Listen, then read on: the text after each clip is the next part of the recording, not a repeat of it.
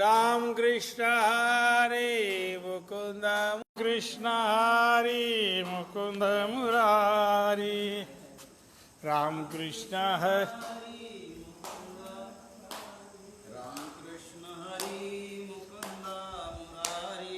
हे नाथ नारायण वासुदेव राम कृष्ण हरि मुकुंद मुरारी हे कृष्ण हरि मुकुंद मुरारी हे नाथ नारायण वासुदेव राम कृष्ण हरि मुकुंद मुरारी हे नाथ नारायण वासुदेव राम कृष्ण नारायण वासुदेव राम कृष्ण हरि मुकुंद मुरारी हे वासुदेव राम कृष्ण हरि नाथ नारायण वासुदेव राम कृष्ण हरि मुकुंद मुरारी हे नाथ नारायण वासुदेव विठ्ठल श्री ज्ञानदेव दत्तात्रेय जनार्दन स्वामी एकनाथ जय झेंडूजी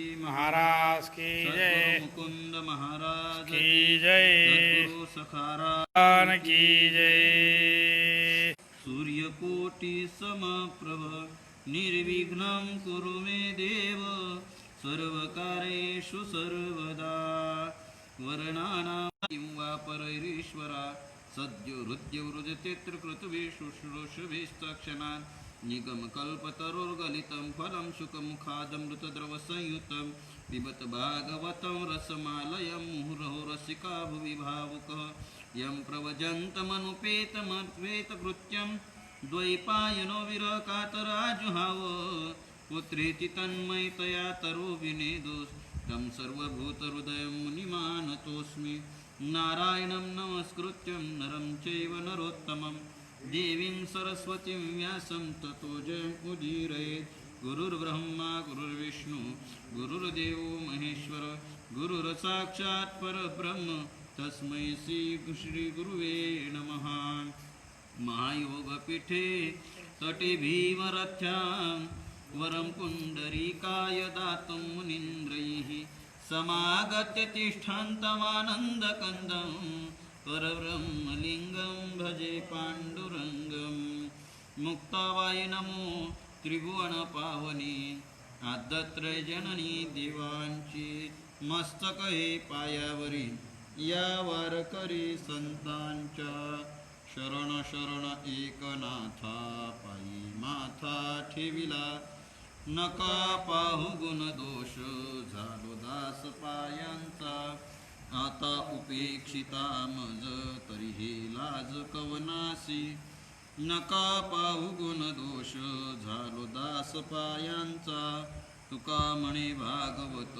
केले श्रुत सकळा नका पाहू गुण दोष झालो दास पायांचा जयांचे केल्या स्मरण होय सकळ विद्यांचे अधिकरण कीची वंदू श्रीचरण श्रीगुरूंचे की नमस्कारोनी आता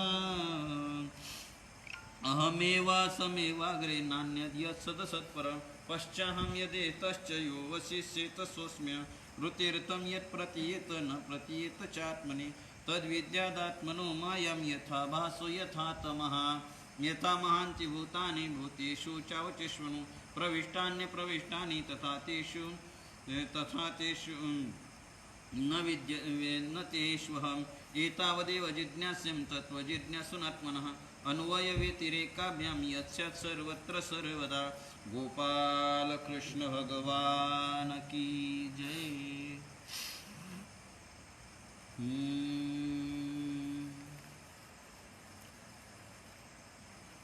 हरि ऐसिया पूर्ण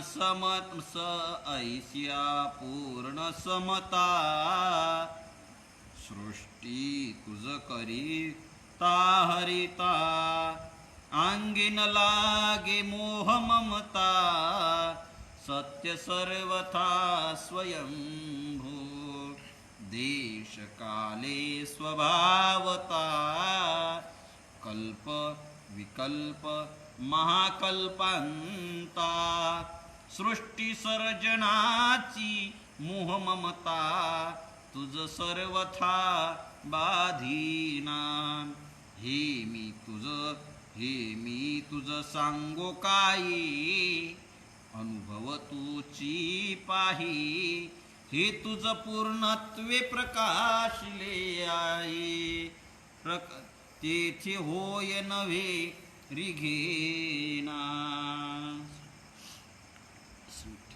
ब्रह्मचित कला विश्वव्यापक आईसाहेब मुक्ताईंच्या पवित्र अशा समाधीस्थळी चातुर्मास्याच्या निमित्तानं चालू असलेली ही चतुश्लोकी भागवताची प्रवचनाची नित्याची चिंतनाची सेवा आणि त्यामध्ये हे आपला चालू असलेला जो विषय आहे तो कालपर्यंत आपला विषय असा चालू होता. भगवंताने ब्रह्मदेवाला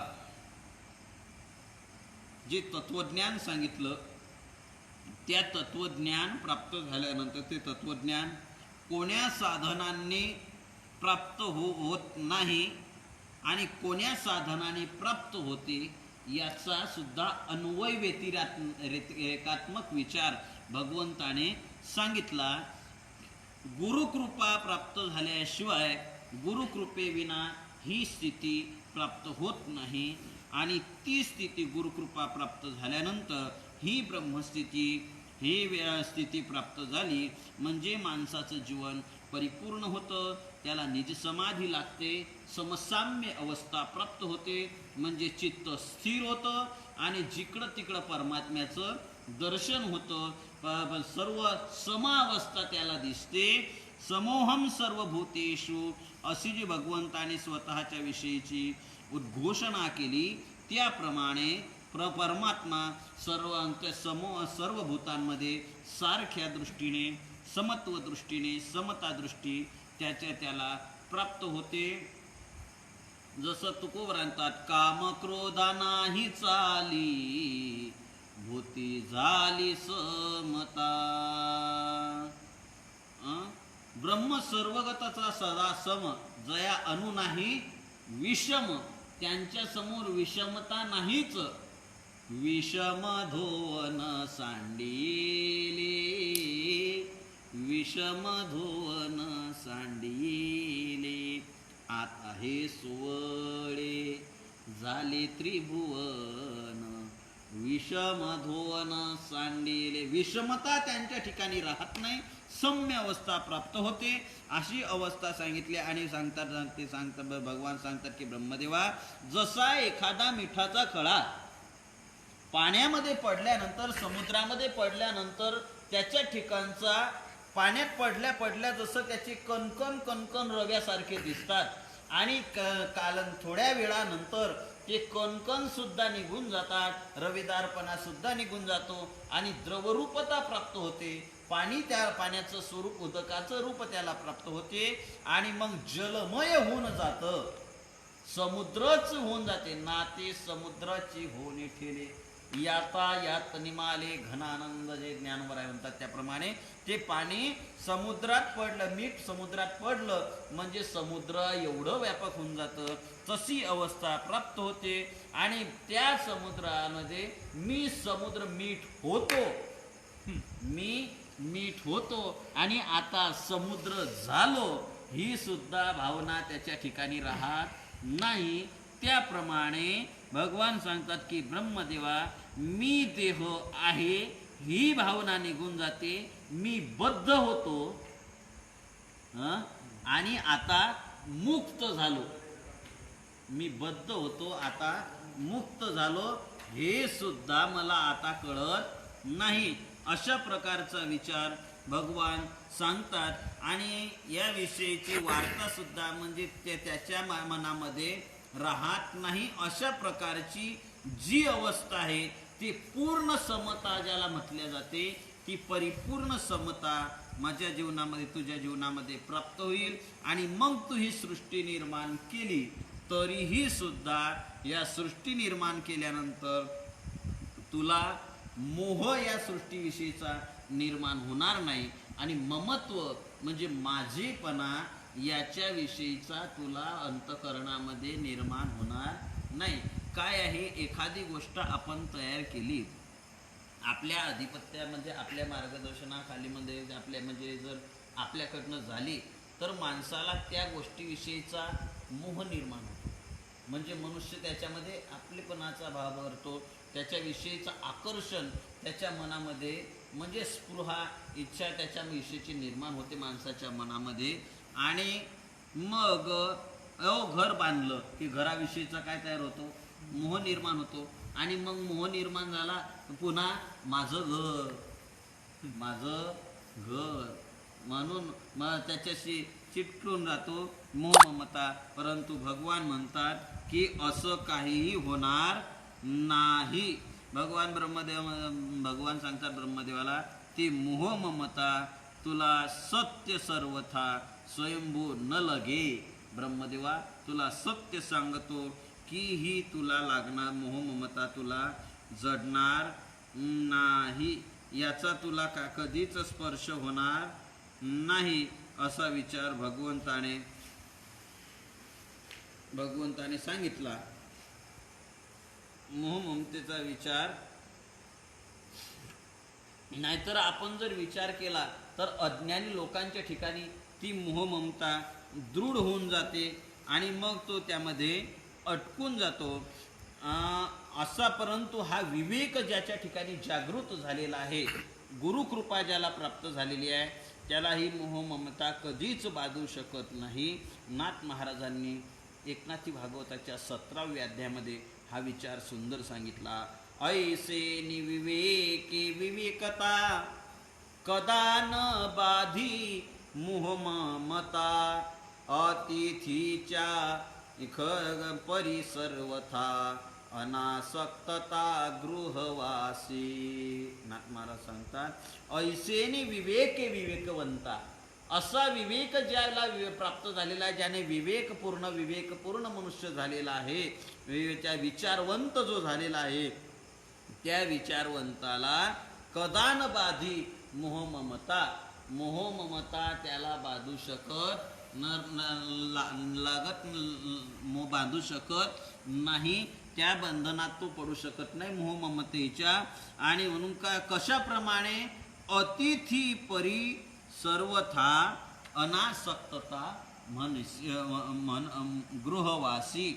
समजा एखादा अतिथी घरी आला, पाहुणा वेगळा, अतिथी वेगळा. आता अतिथी फार क्वचित आणि भाग्यानं येतात. कारण अतिथी त्याला म्हणतात की ज्याची आपल्याकडे येण्याची तिथी निश्चित नाही. आता तर घरून निघायच्या अगोदर हॅलो 5 मिनिटात तुमच्या घरी पोहोचतो. गेला अतिथी पण पुण्य गेलं. म्हणजे तसा तो पाहुणा, सांगून येणारा पाहुणा आला की पाहुण्याला पाहुणचारही असतो. तर पाहुणचार शब्द मोठा गमतीचा आहे बुवा.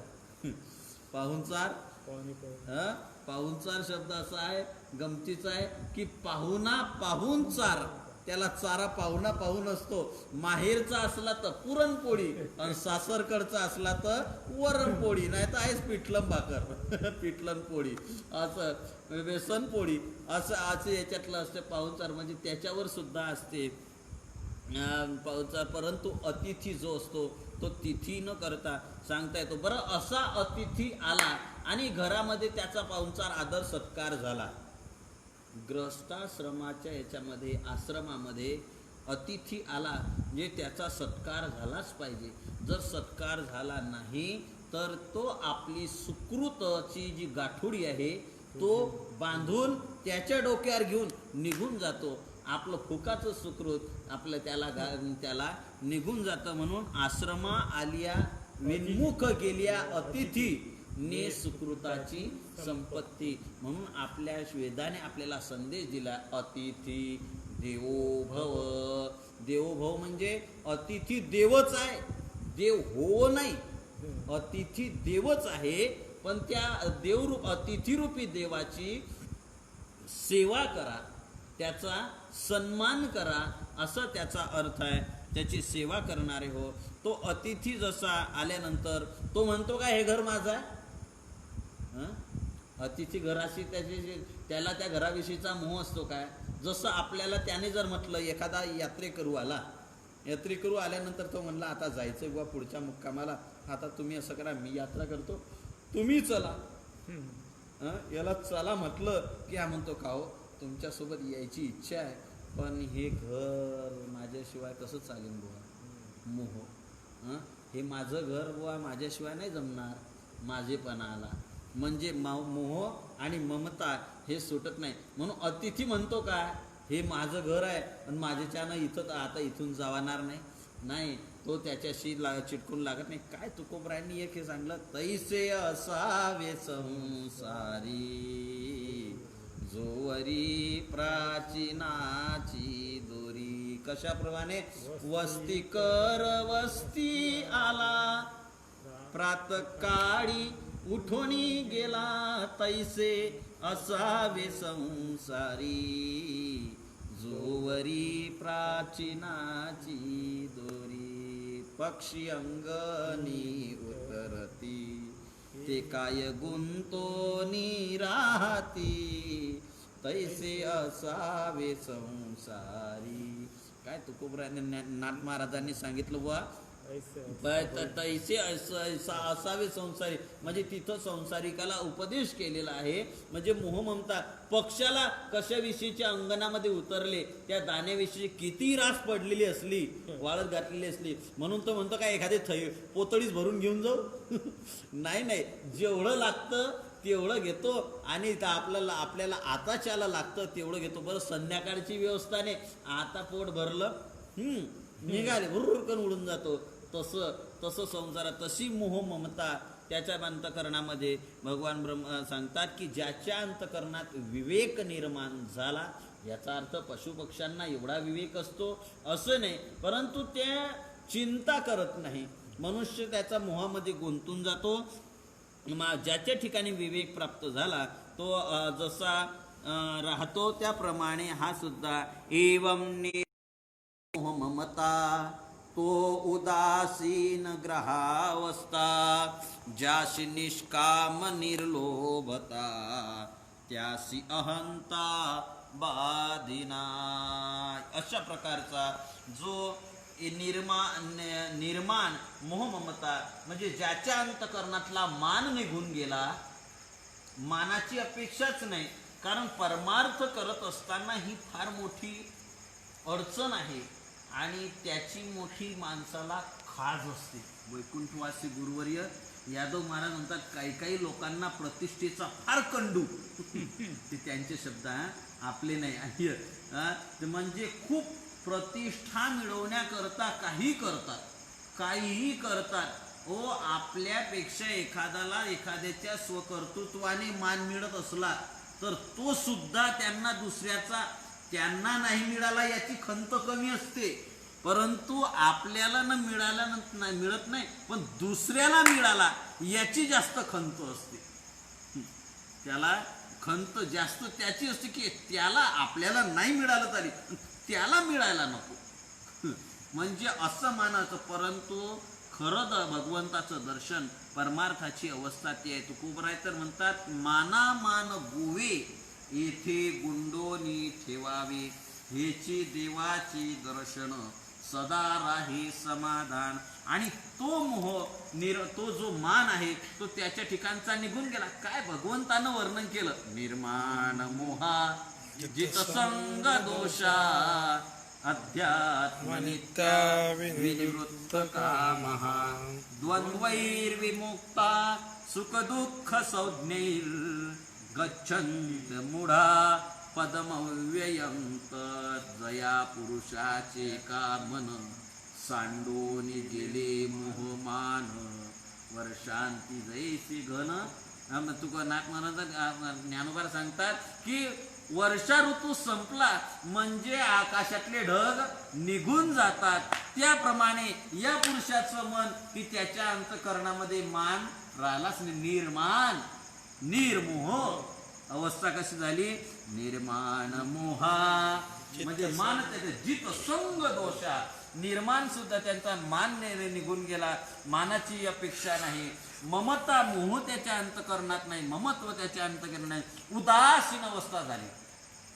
ग्रहस्थाश्रमामध्ये अवस्था उदासीन झाली. तो घराविषयीची कैशी तैसी घरावली तेतुली आस्था नाही. मला पूर्वार्धने आठवत होतं, ज्ञानोबा सांगतात,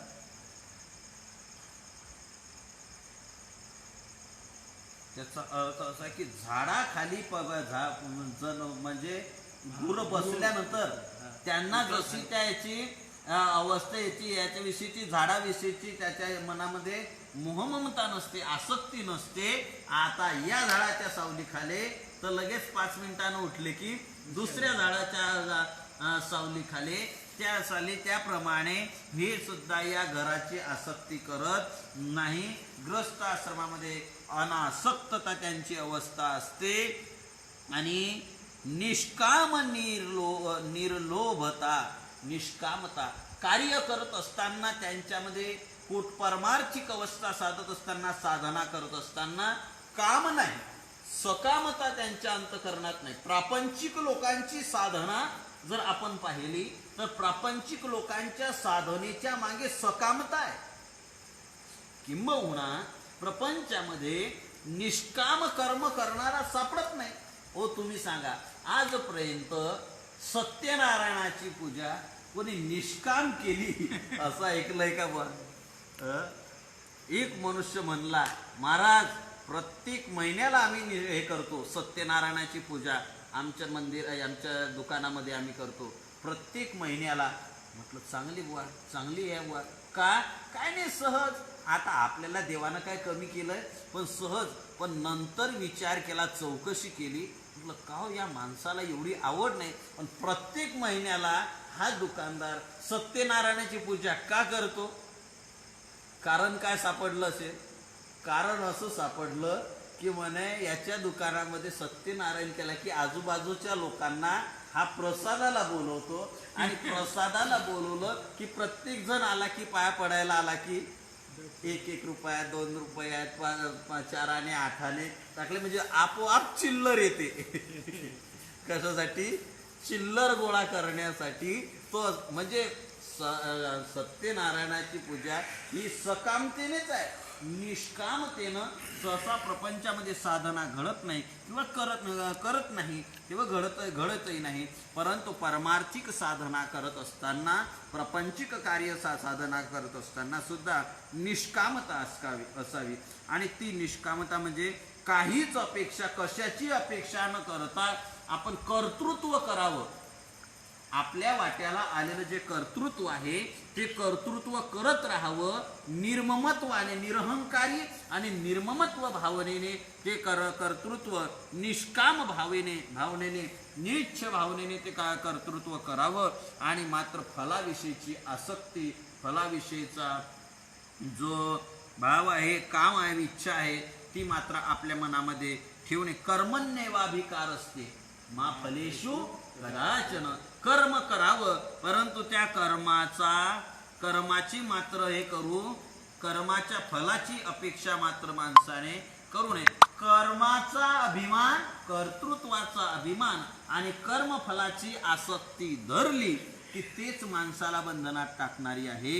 या माणसाच्या ठिकाणची निष्कामता गुरुकृपेने, विवेकाने निघून गेलेली असते. निर्लोभता, लोभ त्याच्या अंतकरणामध्ये नसतो आणि त्याशी अहंता बाधिना, मग त्याला अहंकार काही करू शकत नाही. मग अशी अवस्था निष्कामता निरभिमान व्हावया मुख्य गुरु भजन, तेने वैराग्य विवेक ज्ञान सहजची जाण गुरु भक्ता. काय सुंदर विचार सांगितला नाथ महाराजांनी. नाथ महाराज म्हणतात, आता का हो ही निरभिमानता, हे निर्ममता, निष्कामता हे प्राप्त होणं एवढी सोपी आहे? अहंकाराचं तर असं सांगितलं की तो ज्या अज्ञानी माणसाला तर सोडून देतो, परंतु जो याला सोडण्याच्या मागे लागला त्याच्याच मागे जास्त लागतो. नवल अहंकाराची गोठी, विशेषण लागे अज्ञानाची पाठी, सज्ञानासी झोंबे कंठी नाना संकटी नाचवी. अनेक संकट त्याच्या पुढे आणतो अहंकार. अहंकार बरच येतो. ज्ञानियांचे घरी चोजविता देव तेथ अहंभाव पाठी लागे. तिथं अहंभाव दिसतो म्हणजे अहंकार हा मोठा ज्ञानी लोकांच्या सज्ञानी शहाणे म्हणणाऱ्यांच्या मानगुटीवरच बसलेला आहे. हा सोडणं एवढा सोपा आहे काय? ओ अहंकार असा आहे, कशाचा माणसाला अभिमान येईल हे सांगतात नाही. कशाचे अहंकार होय तो माणसाला. तुम्हाला माहिती आहे का मी किती क्रोधी आहे? मला राग आला ना म्हणजे त्याला राग यायचा सुद्धा त्याला काय असतो अभिमान. आणि काहींना तर नाही बुवा आपल्याला काय अभिमान नाही. बरं आपल्याला काय त्याला आपल्याला अभिमान नाही याचाच त्याला अभिमान असतो. मोठी गंमत आहे. मोठी गंमत आहे, माया आहे. परंतु ते घालवायची असेल तर याच्यासाठी एवढं सोपं आहे. आणि परमार्थामध्ये निष्कामता निर्भमानता अत्यंत महत्वाची आहे. ही मूळ साधन आहे. बरं कशी होईल? मग हे साधण्याकरता प्रपंचामध्ये आपल्या मनानं साधना करून जमत नाही. आपमती भजता राया अनेक अपाया माझी पडे. नाथ महाराजांनी सांगितलं की आपमती भजता राया अनेक अपाया माझी पडे. मग काय करावं लागेल? तर त्याला सद्गुरूच्या सानिध्यात जावं लागेल. म्हणतात काय वावया मुख्य गुरु भजन निष्कामता निरभिमान वावया मुख्य गुरु भजन तेने वैराग्य विवेक ज्ञान सहजची जाण गुरुभक्त झाला. गुरुची सेवा करायला लागला की काय तिथं वैराग्य विवेक आणि ज्ञान हे आपोआप येतात. तद्विद्धी प्रणिपातेन परिप्रश्नेन सेवया उपदेक्षन्ति ते ज्ञानम ज्ञानिनस्तत्वदर्शिनः.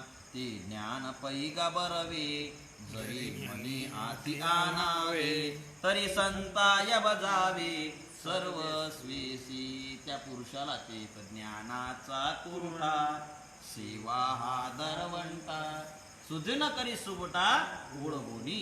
तो परमात्मा तो महात्मा त्याला ज्ञान देतो म्हणजे त्याला विवेक वैराग्य प्राप्त होतं, ज्ञान प्राप्त होतं. आणि ऐच्या विवेक ऐच्या वैराग्य विवेक स्थिती गृही वसता ग्रहस्था प्रती प्राप्त होय निजमुक्ती जान निश्चिती उद्धवा. भगवान सांगतात उद्धवा तो गृहस्थाश्रमामध्ये राहून सुद्धा त्याला निजमुक्ती प्राप्त होते. तो मुक्त अवस्थेला प्राप्त होतो. कशाने? गुरुभक्ती घडली. गुरुभक्ती घडल्यानंतर त्याला सहज वैराग्य आणि विवेक स्थितीनं मग तो ग्रहस्थ आश्रमामध्ये अनासक्त भावाने राहतो. हे कशानं घडत असेल तर गुरुभक्तीने गुरुकृपेने प्राप्त होतं. आणि ब्रह्मदेवाला म्हणून सांगतात, भगवान सांगतात की अंगी न लगे मोह ममता सत्य सर्वता स्वयंभू ब्रह्मदेवा तुला ही मोह ममता बाधू शकणार नाही. देश काले स्वभावता कल्प विकल्प महाकल्पांता सृष्टी सर्जनाची मोह ममता तुझ सर्वथा बाधिना. मग ब्रह्मदेवा तुला स्वभावता विचार जर केला तर स्वभावाने देशाने कालाने किंवा कल्पात महाकल्पात विकल्प निर्माण झाला तरी किंवा महाकल्पामध्ये सुद्धा तुला सृष्टी निर्माण केल्याचा मोह आणि ममता तुला बंधनात टाकणार नाही. पण मग असं सांगत असताना तुझं सर्वथा बाधिना एवढं सांगितल्यानंतर ब्रह्मदेवाच्या चेहऱ्याकडे भगवंताने आता भगवंताने नारायणाने ब्रह्मदेवाला एवढं सांगितलं तुला सृष्टी निर्माण केल्यानंतर गुरुकृपेने तुला मोहममता बांधणार नाही. थोडा संशय चेहऱ्यावरचे भाव ब्रह्मदेवाच्या भगवंताला जाणवले. की बुवा आता भगवान तर सांगतात पण हे होईल काय? हे होण्यासारखं आहे काय? म्हणून भगवान सांगतात की ब्रह्मदेवा माझ्या सांगण्यावर नुसता विश्वास ठेवू नको. माझी स्वरूप स्थिती तुला प्राप्त झाल्यानंतर, कृपा गुरुकृपा झाल्यानंतर मोह ममता बांधणार नाही. नुसतं सांगण्यावर विश्वास ठेवू नको. इथं रोकडेपणा आहे, इथं भूलथाप नाही. तू असं कर, मी जे सांगितलं ना याचा अनुभवच घेऊन पहा. याचा काय अनुभव घेऊन पहा. याच्या अनुभवाशिवाय तुला जमणार नाही. भगवान सांगतात, हे मी तुझं सांगो काय, अनुभव तुची पाहे, जे तुझ पूर्णत्वा प्रकाशले आहे, ते तर होय नव्हे रिघेना. भगवान म्हणतात, ब्रह्मदेवा आता तुला काय सांगावं यापेक्षा अजून, याच्यापेक्षा अजून तुला विशेष काय सांगावं. तू असं याच्यापेक्षा स्वतः अनुभवच घे.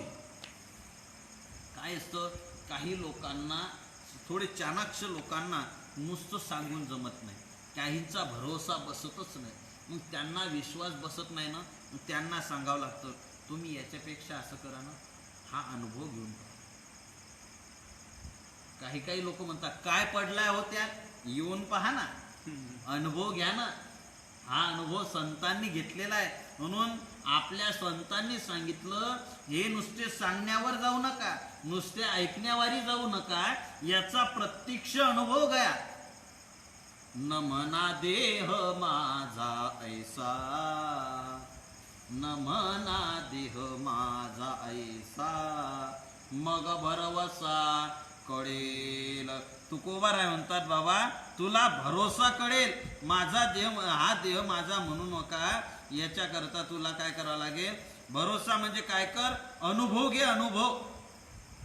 अनुभव तू अनुभव घे याचा. म्हणून आपण खेड्यामध्ये एक नाथ महाराजांचा खेडी आहे. नाथ महाराजांचा खेडी आहे. नाथ महाराज म्हणतात, अनुहात टिपरी घाई खेळ जाणे तो भाई रे, अनुहात टिपरी घाई खेळ जाणे तो भाई रे, खोटा खेळ खेळून काय स्वतः अनुभव घेई रे, खोटा खेळ खेळून काय स्वतः अनुभव घेई रे, अनुहात टिपरी घाई खेळ जाणे तो भाई रे. हा खेडी ऐकायला भेटत नाही बुवा. आता असे म्हणजे काकड्याचं याच्यातही अशा गमती आहे. आता अशा गमती आल्या. सर्वात लहान ना वासुदेव, सर्वात लहान गोंधळ, सर्वात लहान आंधळा पांगळा, 3 चरणाचा, बस 3 चरणाचे. मोठे मोठे वासुदेव आंधळे पांगळे खेडी पाठच करत. तो मी तुम्हाला सांगतो, अनेक वर्ष झाले आपण तो मागे म्हटला की नाही, ओम नमो भगवते वासुदेवाया. हा वासुदेवच कोणी म्हणत नाही. का एवढा पाठ का, म्हणजे सर्वांविषयी नाही बरं, आहे पाठांतर करणारे, पण तो म्हणतच नाही. कारण मोठा आहे, पाठांतराला वेळ लागते. काहींचा तर पाठांतरच नसतो. पाठांतर असलं तरी झटपट आम्हाला काय सवय पडली आता, झटपट वेळेच्या ते हरिपाठही ते बरं आहे की हरिपाठातले 27 अभंग कमी करता येत नाही. नाही तर त्यातही कपात केली असती आता वारकऱ्यांनी. 5 अभंग ह्या असे नाही तर, कारण पंचपदीचे भजन असे करायला लागले. पंचपदी म्हणजे 5च अभंग घ्यायचे. ते 5 कोणते माहिती आहे काय, रूप पाहता लोचनी, ध्यानाचा अभंग, एक संतपर, गवळण, आणि हिची दान देगा देवा, झालं. याला पंचपदी. काय धन्यवाद आहे या लोकांना, एवढी शॉर्टकट मध्ये भजनाची साधना आणली. अवघड आहे. म्हणजे मला काय सांगायचं, हा मोठा, फार मोठा याच्यातला हे आहे. तर असा हा जो खेडी आहे, हे ऐकायला भेटत नाही. जुनी लोक म्हणायची, योग होता, वैकुंठवासी गुरुवरे भाऊसाहेबांसोबत राहायचं. जुनी होती, साधी माणसं होती, 4-5 जणच राहायची, पण पाठांतर भरपूर पाठा आणि आवडीची मंडळी होती. विधीचा परमार्थ नव्हता त्यांचा, आवडीचा होता. हाणून मारून विधीचा केलेला, मतलबा करता केलेल्या परमार्थामध्ये काटछट असते. आवडीच्या परमार्थामध्ये घड्याळ नसतो. तिथं आवड महत्वाची असते. आणि तसा म्हणजे याचा अर्थ घड्याळचा विचार करूच नाही, असंही नाही, घड्याळाचाही विचार करावा आणि आवडीचाही विचार करावा. परंतु आवड जर निर्माण झाली, आतली आवड जर निर्माण झाली, तर त्या आवडमध्ये वेळेचं भान राहत नाही बुवा. आता आपण पाहतो बऱ्याच वेळे एखादी रंगदेवता असते, रंगदेवता आली की 1 तास कसा निघून गेला हे कळत नाही.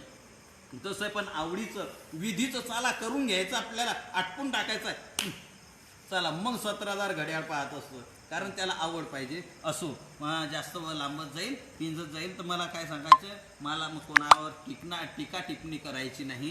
तर मला सांगायचं, अनुहात टिपरी घाई खेळ जाणे तो घाई रे, खोटा खेळ खेळोनी काय स्वतः अनुभव घेई रे. तर नाथ महाराज म्हणतात की बाबा, हा खोटा खेळ खेळत बसल्यापेक्षा, नुसतं ऐकत बसल्यापेक्षा याचा अनुभव घे ना.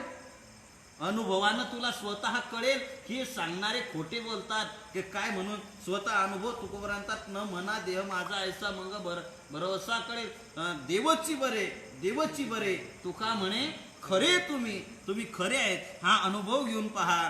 अनुभवा वाचोनी सोंग संपादने नव्हे हे कारणे स्वहिताचे. तुकोबरांतात बाबा, अनुभव जर नसला ना, अनुभव घेतला नाही, तर हे बोलणं, प्रवचन करणं, कीर्तन करणं, ह्या वाऱ्या, हे नुसतं सोंग आहे. याचा अनुभव यायला पाहिजे. बोलतो त्याचा अनुभव घेण्याचा प्रयत्न करायला पाहिजे. त्याचे अनुभव घेण्याची गरज आहे. तुका म्हणे अरे वाचाळ हो ऐका. तुकोबराय सांगतात का, फार रागवले तुकोबराय. तुकोबराय म्हणतात, अहो तुका म्हणे अरे वाचाळ हो ऐका, अनुभवे विन न वाव घेऊ नका. अनुभवेन न वाव घेऊ नका. आता अनुभवाशिवाय दुसरं काही करू नका, अनुभव घ्या जीवनामध्ये. तसा भगवान सुद्धा म्हणतात की बाबा अर्जुना, तुकोबराय मला वाटतं ज्ञानोबरायांचा अभंग आहे, कसे बोटाने दाखवू तुला, घे अनुभव गुरुच्या मुला, घे अनुभव गुरुच्या मुला, घे अनुभव गुरुच्या मुला. ज्ञानोबराय म्हणतात की बाबा, हे तुला नुसतं दाखवू कसं काय, याचा अनुभव घे ना, तू स्वतः अनुभव घे. तसं ब्रह्मदेव सुद्धा सांगतात की हे मी तुझं सांगू काय, ब्रह्मदेवाला तुला किती सांगू मी, याच्यापेक्षा तू असं कर, अनुभव तूची पाहे. गुरुकृपा झाल्यानंतर, स्वरूप स्थिती प्राप्त झाल्यानंतर, तू जरी हे सृष्टी निर्माण केली, मी सांगतो ना, सृष्टी निर्माण केल्यानंतर तुला मोह आणि ममता येणार नाही. तू असं कर, सृष्टी तयार कर. आता गुरुकृपा झालेलीच आहे, आता गुरुकृपा झालेली आहे, स्वरूप स्थिती तुला प्राप्त झालेली आहे. आता सृष्टी निर्माण कर आणि अनुभव घे मोह ममता. आणि जर झाली तर बसेलच आहे, तुझ्या समोर बसलेलाच आहे. परंतु खात्रीनं सांगतात, कारण ज्याचा माल खात्रीचा आहे ना, त्याला जास्त त्याची हे करावी लागत नाही. जास्तच प्रचार प्रसार कोणाला करावा लागतो, हो, मुख्य कार्य करताय, ज्याचं आयुष्य कार्य करण्यात गेलं, त्याला प्रचार करायची जास्त काम पडत नाही. मी काय दुसऱ्या याच्यात काय याच्यात बोलत नाही, आता सर्व जाणते आहेत. आणि ज्याचं कार्यच शून्य आहे, पैसे वाटले तरी येत नाही. येत नाही म्हणजे काय येत नाही, इथे गुह्यतमम, हे कंसातला आहे. म्हणजे पैसा वाटून सुद्धा त्यांना त्यांच्या हातात येत नाही, असं आहे. कारण कार्यावर तसा अनुभव, मी गुरु म्हणतात, मी गुरु आहे, माझा अनुभव आहे आणि तुला सांगतोय, खुशाल निर्माण कर सृष्टी, अनुभव घेऊन पहा. आणि असा अनुभव घेतल्यानंतर, कारण जे तुझ पूर्णत्व प्रकाशिले आहे, तेथ नोहे तेथे होय नोहे रिघेना. आता हे तुला जे काय केलेलं आहे, पूर्णत्व प्रकाशिले आहे, हे पूर्णत्व तुला प्रदान केलेलं आहे, पूर्णत्व तुझ्या अंतकरणामध्ये प्रगट झालेलं आहे. आणि त्यामुळे हाव नाहीचा अशी संदिग्ध अवस्था तुझ्या अंतकरणामध्ये येऊ देऊ नको. प्रत्यक्ष अनुभव घेऊन पहा.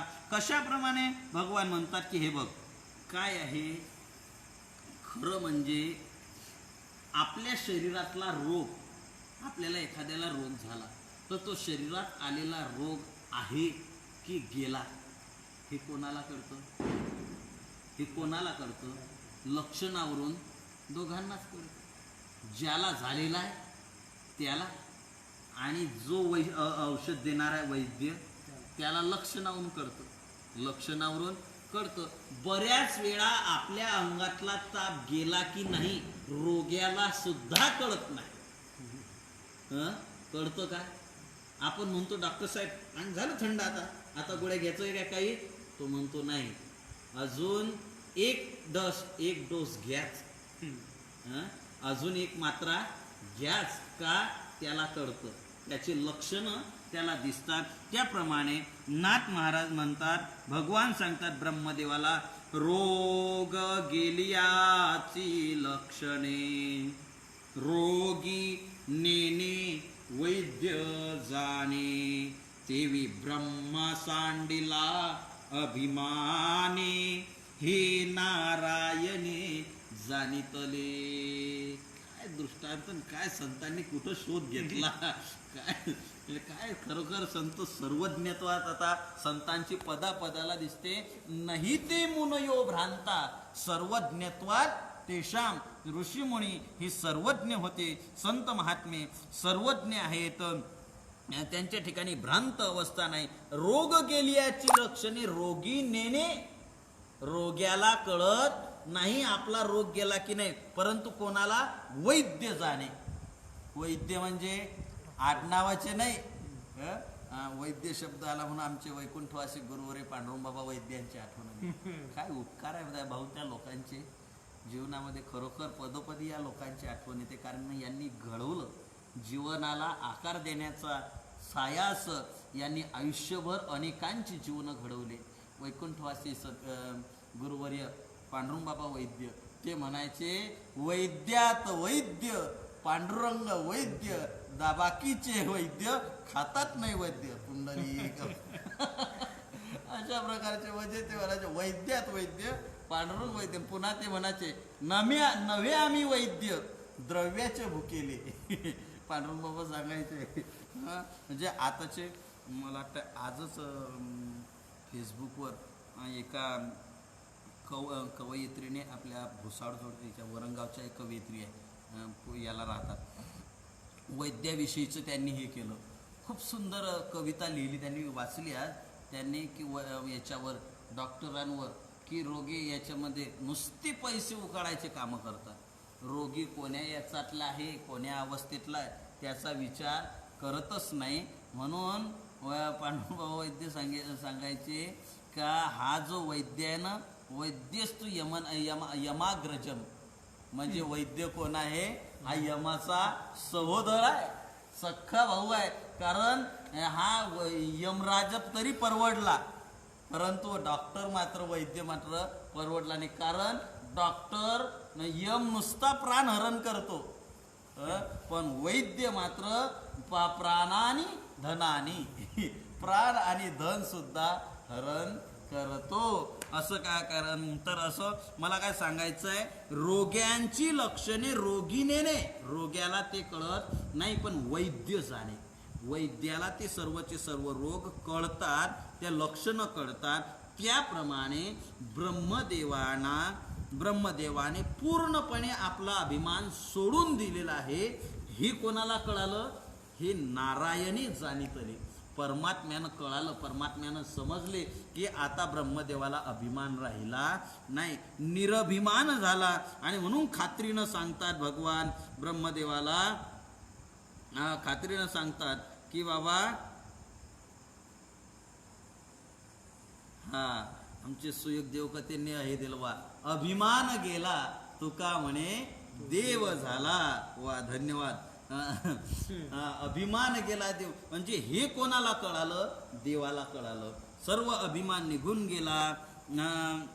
लक्ष भेदिता धनुर्धरे, जेवी का निवविजे निज करे, तेवी ब्रह्मा निवटला अहंकारी, ही स्वये श्रीहरी जाणितले. दुसरा दृष्टांत, आपल्या शिष्याची अवस्था पूर्ण झाली की नाही हे फक्त गुरुला कळतो.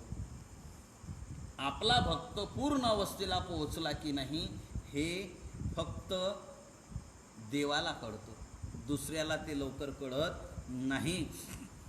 म्हणून जसं लक्ष भेदिता धनुर्धरे जेवी का निविजे निज करे, जसं धनुर्धर म्हणजे एक बाण धनुष्यधारी जो आहे तो धनुर्धराने एखाद्या योद्ध्याने धनुष्याला बाण लावला आणि आपलं लक्ष ठरवलं अमुक अमुकला उडवायचं आहे, बरोबर तिथं लक्ष करून नेम धरून धनुष्यातला बाण प्रतींच्या मागे खेचून सोडली बाण सोडला की ते सोडल्यानंतर जेवी का निवविजे निज करे, तो त्यावेळेस तो काय करतो, तो बरोबर नेम धरून सोडला तर झाला आपला लक्ष वेधले गेलं, हे तो जसा निवांत होतो त्याप्रमाणे त्याला समजतं आपला नेम चुकला का बरोबर आहे म्हणून. नेम धरणाऱ्याला त्याला कळतं. त्याप्रमाणे तेवी ब्रह्मा निवटला अहंकारे हे स्वये श्रीधरे जाणितले. श्री गुरूंनी परमात्म्याने जाणलं की ब्रह्मदेव हा आता निरहंकारी झालेला आहे. असं भगवंताने स्वतः जाणलं. पुन्हा भगवान सांगतात ब्रह्मदेवाची अवस्था स्वतः भगवान जाणून सांगतात. जे बोधा आले शिष्यासी न सांगता कळे श्री गुरुसी, तोच विषय. तेवी जाणोनिया ऋषिकेशी म्हणे ब्रह्मयासी सावधान. भगवान सांगतात की गुरु आपला शिष्य पूर्ण बोधाला पोहोचला आहे, हे गुरुला जसं कळतं त्याप्रमाणे गुरुला सांगायची गरज नाही. आता आपले हुशारकी मिळवणारे असतातच, गुरु समोर सुद्धा हुशारकी मिळवणारे असतात. महाराज पाठ झालं, महाराज पाठ झालं, महाराज पाठ झालं, पण तिथे गुरु समोरचं बरोबर ओळखतो, पाठ झालं नाही झालं, अशी चाणाक्ष होते. व आता आजचा अनुभव आम्हाला वारकरी शिक्षण संस्थेमध्ये अभ्यास यायचा असताना, संस्थेत असताना अनुभव यायचा, बरोबर अनुभव यायचा. कार्य झाले का पाठ? हो. त्यांची नजरच राहायची बरोबर. झालं का पाठ? हो. ज्यानं हो म्हटलं याच्यात आता त्याच्यामध्ये सुद्धा प्रकार असतात, पण बरोबर ओळखतात. ज्याचं पाठ आहे, खरं पाठ आहे, तोही होच म्हणतो, आणि ज्याचं नाही तोही होच म्हणतो. पण हो म्हणत असताना त्याच्या चेहऱ्यावरचे जे भाव असतात, त्याचा चेहऱ्याची जी भाषा असते ना, डोळ्यांची, ते असते. तुम्ही पहा, मनुष्य खरा बोलतो का खोटा बोलतो, याचं एक लक्षण आहे. काही लक्षण आहे आपल्याशी बोलत असताना त्याचे मानसशास्त्रामध्ये. मला माहिती आहे, सांगू का? जाऊ द्या, तुम्ही म्हणसान महाराजच खोटे बोलू राहिले. नाही, ऐका, मानसशास्त्र असं आहे, एखादा मनुष्य आपल्याशी बोलत असताना शपथ घेऊन, वारंवार शपथ घेऊन जर सांगत असेल, समजायचं खोटं आहे, याचं खोटं आहे. काहीतरी खोटेपणा याच्यामध्ये दिसतो. शपथ घेऊन जर काहीही न करता, म्हणजे याला आपण म्हणजे आग्रह न करता, याच्यावर संशय न घेता जर हा पहिल्यांदा शपथ घेत असेल, त्याच्यामध्ये खोटेपणा आहे, काही ना काही खोटेपणा याच्यामध्ये दडलेला आहे. दुसरी गोष्ट, तो बोलत असताना त्याला इंग्लिश भाषेमध्ये बॉडी लँग्वेज म्हणतात, शरीर भाषा.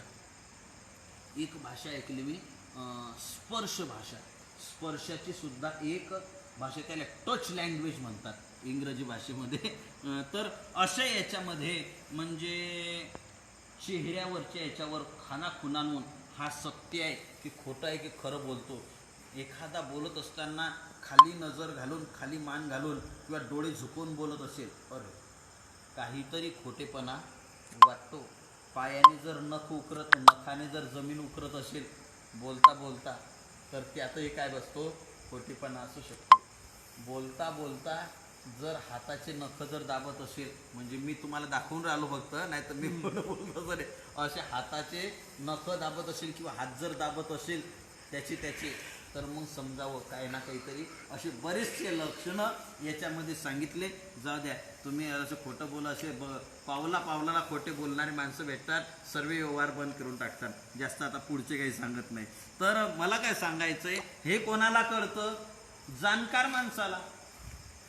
समोरचा मनुष्य कसा येतोय हे जाणकार माणसाला कळतं. आपला शिष्य पूर्ण बोधाला प्राप्त झाला हे गुरुला सांगायची गरज नाही, गुरुला सांगायची गरज नाही. गुरु काही काही फुशारकी मिळवतात, परंतु ती फुशारकी त्याच्या गुरु समोर चालत नाही. गुरुला न सांगता सुद्धा कळतं अभ्यास कोणाचा पूर्ण आहे आणि कोणाचा नाही. म्हणून तसं गुरुसी न सांगता कळे गुरुसी, तेवी जाणून या ऋषिकेशी म्हणे ब्रह्मयासी सावधान. म्हणून ब्रह्मदेवाने भगवंताने जाणलं आणि भगवान जाणून ऋषिकेश म्हणजे इंद्रियांवर ताबा मिळालेला तो परमात्मा त्याने जाणलं आणि ब्रह्मदेवाला ते सांगतात, ब्रह्मदेवा सावधान. काय सावधानतेचा इशारा आहे? निजानुभव पाहे पूर्ण ऐसे ऐकता सद्गुरु वचन, चमत्कारला चतुरानन, देही देहपण विदेहत्वा आले. भगवंताने सावध म्हटलं आणि सावध म्हटल्याबरोबर ब्रह्मदेव झटकून उभा राहिला. जसा वासरू, गाईचं वासरू, त्याच्या जोड माणूस गेला म्हणजे तडकन उठून उभं राहतं. किंवा एखादा तुम्ही पहा सुप्त असलेला साप नुसता पायाचा आवाज आला की फसकून फणा करून उभा राहतो, सावध होतो. मांजर वगैरे सर्व पशुपक्षी पाहत नुसता इशारा, हो आपण येतो, येताना रोज कासव पाहतो. नुसता पावलाचा आवाज झाला तरी कासव लगेच खाली पाण्याच्या याच्या खाली मान घालते, बघा पाण्यात खाली मान घालते. म्हणजे अशी सावधता. तसा ब्रह्मदेव चमत्कारला चटकन लगेच सावध झाला आणि सावध झाल्यानंतर ब्रह्मदेवाला सांगतात निज अनुभव पाहे पूर्ण. आता याचा अनुभव, परिपूर्ण अनुभव तू घे. कोण म्हणतं? भगवान सांगतात आपला आत्मा अनुभव तू घे. ऐसे ऐकता सद्गुरु वचन. म्हणजे भगवान कोण आहे आता? गुरु म्हणून, सद्गुरु म्हणून ब्रह्मदेवाच्या समोर आहे. ते सद्गुरूचं वचन ऐकलं, असा अनुभव घ्या, असा अनुभव घे म्हटलं. सावध करून अनुभव घ्यायला सांगितला, निजात्म अनुभव घ्यायला सांगितला.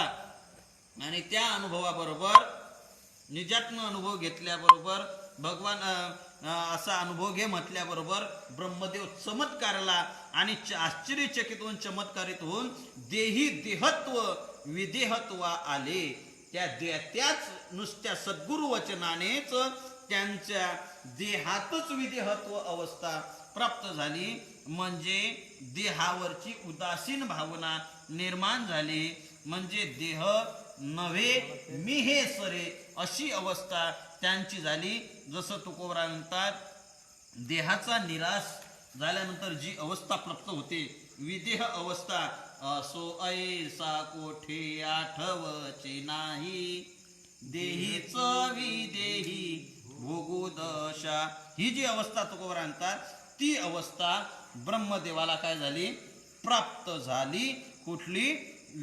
देहात असून विदेह अवस्था प्राप्त झाली. जीवदशा ओवांडिता निजात्मता पाव जाता, ते संधी सत्वावस्था अतिसप्रेमता ओसंडे. जीवदशा ओवांडिता निज आत्मता पाव जाता. ब्रह्म भगवान सांगतात की आता ती अवस्था नाथ महाराज वर्णन करायला लागले. जीवदशा ओलांडिता, जीवदशेच्या पलीकडे गेला. ओलांडिता म्हणजे जीवदशा त्याने काय केली? ओलांडली, पलीकडे गेला आणि त्याच्यामुळे निज आत्मता पाहू जाता. जीवदशा ओलांडल्यानंतर आत्मस्वरूपता, आत्मानुभव त्याला प्राप्त झाला की त्या संधीमध्ये दोन अवस्था, एक अवस्था सांगितली म्हणजे या काठावर आहे. आता नदीचा तर काठ आपल्याला घेता येणार नाही, परंतु रस्त्यानं चालता चालता रस्त्यामध्ये समजा एक नाली आली, गटाराची नाली, तर गटाराच्या नाली ओलांडताना एक पाऊल इकडे आहे आणि दुसरं पाऊल उचलून पलीकडे टाकतो. अजून टाकला नाही, एक पाऊल इकडच्या काठावर आहे आणि दुसरं पाऊल उचलून पलीकडच्या काठावर टाकून पलीकडं गटाराच्या तिकडच्या साईडला जायला, नालीच्या तिकडल्या साईडला जायला पाऊल उचलतो. त्या दोन्हीच्या मधली अवस्था जी आहे त्याला संधी अवस्था म्हणतात. की तो आता याही तीरावर नाही आणि या तीरावरून निघाण्याच्या तयारीत आहे आणि पुढच्या तीरावर पोहोचण्याच्या तयारीत आहे, अशी जीव अवस्था आता ओलांडत आहे. आणि पाऊल खाली ठेवलं की तो आता जीव शिव अवस्थेला, आत्म अवस्थेला प्राप्त होणार आहे. ती संधी सत्व अवस्था, त्यावेळेची ती जी अवस्था असते ती सत्व अवस्था आहे. आणि अतिसप्रेमता ओसंडे, ही अवस्था अतिशय प्रेमाने ओसंडे म्हणजे वाहून निघते, अतिशय प्रेम उफाळून येतं.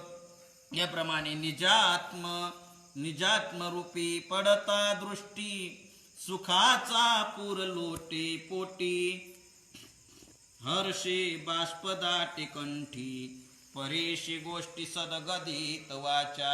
आता असा बोध, आता ही अवस्था प्राप्त झाली, त्या संधीची अवस्था, ती सत्वावस्था जी प्राप्त झाली, त्या सत्व अवस्थेचा सप्रेमाने ते अवस्था प्राप्त होते. तिचा विचार नाथ महाराजांनी सांगितला. म्हणजे ब्रह्मदेवाला भगवंताने जाणलं की आता हा निरहंकार झाला, सद्गुरु वचनाने त्याच्या विदेह अवस्था प्राप्त झाली आणि सद्गुरूच्या वचनावरची प्रेम श्रद्धा वाढल्यामुळे सत्व अवस्था प्राप्त झाली. आता जीव दशेतून ब्रह्म अवस्थेत शिव अवस्थेला जाणार आहे. अशा सत्व अवस्थेवर सद्गुरूच्या व्यसनावर विश्वास ठेवल्यामुळे ती अशी मध्यंती अवस्था झाली. आणि त्या अवस्थेमध्ये सत्व अवस्था, जे अष्टसात्विक भाव त्याच्या अंगावर, ब्रह्मदेवाच्या अंगावर निर्माण झाले, ते अष्टसात्विक भाव कशा प्रकारचे आहेत याचा विचार आपण उद्याच्या दिवशी करणार आहोत. कशा प्रकारचे सात्विक भाव, किती 8 प्रकारचे, कशा प्रकारचे निर्माण झाले, तो विचार आपण उद्या पाहू. आजची वेळ आपली समाप्त होत आलेली आहे. थोडे 5 मिनिट अगोदर तरी ह्याच्यात राहू द्या. आता काल आपण थोडं शिल्लक गेलो होतो म्हणून कधी थोडं ह्याच्यात तर 3च मिनिट कमी आजचे. तर आपण याचा विचार, कारण विषय बदलतोय आणि मग तो अर्धवट विषय सोडून काही अर्थ राहत नाही, म्हणून उद्या लिंक आपल्या याच्यासाठी आपण उद्या याचा विचार करूया. आजची झालेली सेवा आईसाहेबांच्या चरणी, श्रीगुरूंच्या चरणी, ईश्वराच्या चरणी समर्पित करून आज सेवेला आपण विसावत आहोत. उद्या ब्रह्मदेवाला जी सत्व अवस्था म्हणजे सात्विक अवस्था प्राप्त झालेली आहे, अष्टसात्विक भाव शरीरात निर्माण झाले, त्याचे कसं वर्णन आहे ते आपण उद्याच्या दिवशी पाहणार आहे. म्हणून नियमाप्रमाणे ज्ञानोबा तुकोबांचं, आईसाहेब मुक्ताईचं भजन करू. कुंडलिक वरदा हरी विठ्ठल श्री ज्ञानदेव तुकाराम, दत्तात्रेय जनार्दन स्वामी, एकनाथ मुक्ताबाई की जय.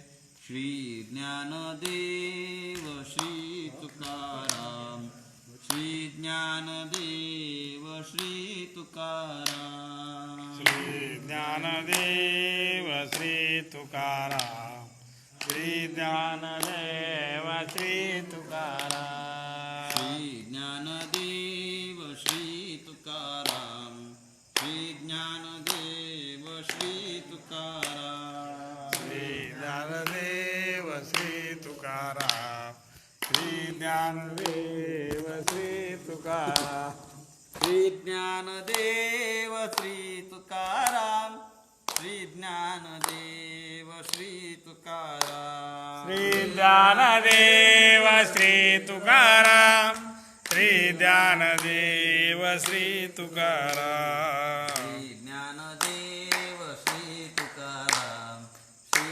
ज्ञानदेव श्री तुकाराम, श्री ज्ञानदेव श्री तुकाराम, श्री ज्ञानदेव श्री तुकाराम. मुक्ताबाई मुक्ताबाई, मुक्ताबाई मुक्ताबाई, आदिशक्ती मुक्ताबाई, आदिशक्ती मुक्ताबाई, योगमाया मुक्ताबाई, योगमाया मुक्ताबाई, ब्रह्मचित्कला मुक्ताबाई, ब्रह्मचित्कला मुक्ताबाई, विश्वव्यापक मुक्ताबाई, विश्वव्यापक मुक्ताबाई, जगत्रजननी मुक्ताबाई, जगत्रजननी मुक्ताबाई, श्री संत मुक्ताबाई, श्री संत मुक्ताबाई, दासा ठाव द्यावा पायी, दासा ठाव द्यावा पायी, मुक्ताबाई मुक्ताबाई, मुक्ताबाई मुक्ताबाई, मुक्ताबाई मुक्ताबाई, मुक्ताबाई मुक्ताबाई, मुक्ताबाई मुक्ताबाई.